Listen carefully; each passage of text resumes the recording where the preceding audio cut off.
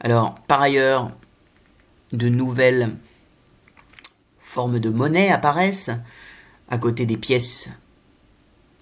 Il s'agit bien sûr des billets, de la monnaie fiduciaire, mais surtout de la monnaie scripturale. Donc la monnaie fiduciaire ici illustrée par un billet de 500 francs. Et puis la monnaie qu'on appelle la monnaie scripturale parce qu'elle résulte d'un jeu d'écriture comptable dans des registres de comptes bancaires. Ici donc les chèques.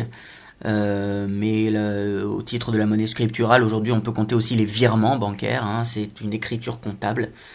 Et il n'y a pas de support matériel véritablement à cette monnaie. Eh bien, cette monnaie, donc virtuelle, on pourrait dire, la monnaie papier autant que la monnaie scripturale, donc les chèques sont des monnaies qui n'ont pas de valeur intrinsèque. Le papier utilisé pour le papier-monnaie n'a pas de véritable valeur, on pourrait dire, c'est du simple papier.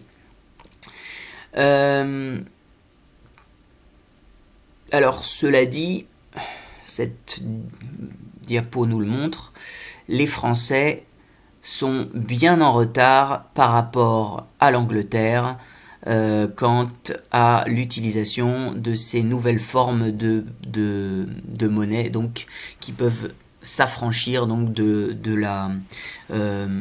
des pièces et de tout l'aspect compliqué de l'utilisation des pièces, qui restreignent du coup les échanges. Si vous voulez observer ce tableau et voir par vous-même ce qu'il dit, je vous invite à faire pause et de reprendre après.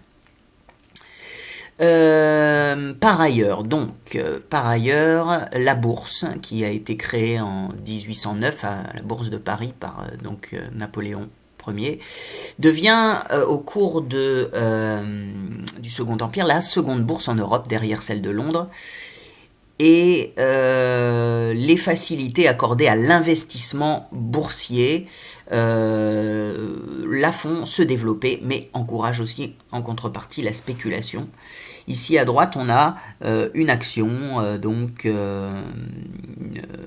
pour une compagnie de chemin de fer qui vient donner des dividendes à son porteur, des dividendes régulières. Donc je vous renvoie là encore à l'étude sur les frères Perrer.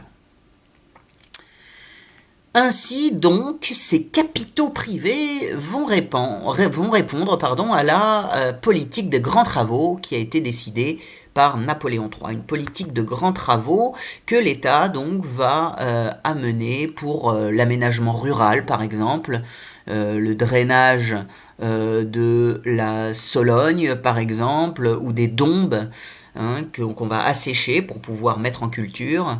L'irrigation de la Provence également. Les ports sont modernisés, le port de Marseille, Bordeaux, Nantes, Le Havre, et sont adaptés à la marine à vapeur.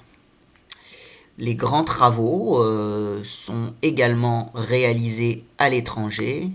La compagnie, par exemple, du canal de Suez, la compagnie française du canal de Suez creuse ce fameux canal qui permet de relier la mer Méditerranée à la mer Rouge en Égypte, et ainsi d'éviter de faire le tour de l'Afrique. Ici, donc, on voit une image de l'inauguration de ce canal avec l'impératrice Eugénie qui se déplace en personne en 1869 pour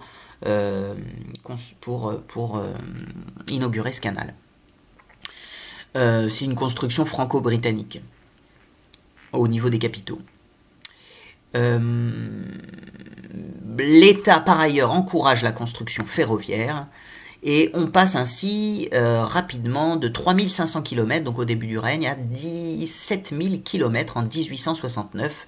Donc vous voyez tous les segments jaunes qui ont été construits.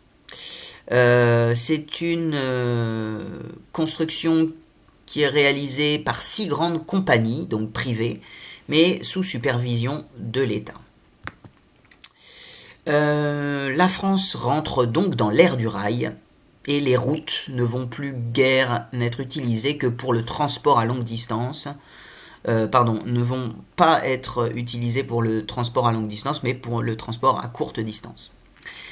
Tout ceci va bouleverser les communications, et notamment grâce au télégraphe électrique qui lui aussi fait son apparition et qui permet une communication quasi instantanée entre les différentes régions. Les campagnes ainsi, grâce à cela, vont également se désenclaver. L'Empire, le régime de Napoléon III, va mettre en scène ses réussites industrielles, notamment lors d'expositions universelles. Vous voyez ici celle de Paris en 1855, mais il y a aussi l'exposition universelle de 1864.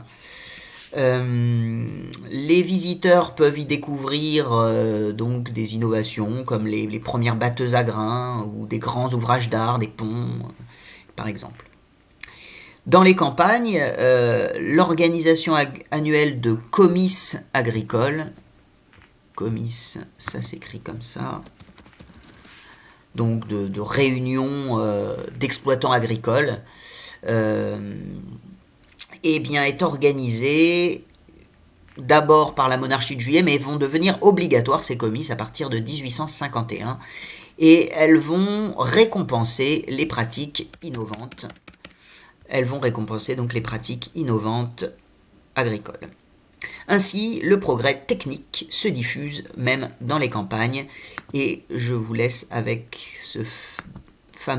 cette fameuse lettre de Napoléon III au ministre qui lui expose la façon dont il convient pour l'État de stimuler la modernisation économique. Je vous invite à faire pause et à la lire. Merci de votre attention et bon courage.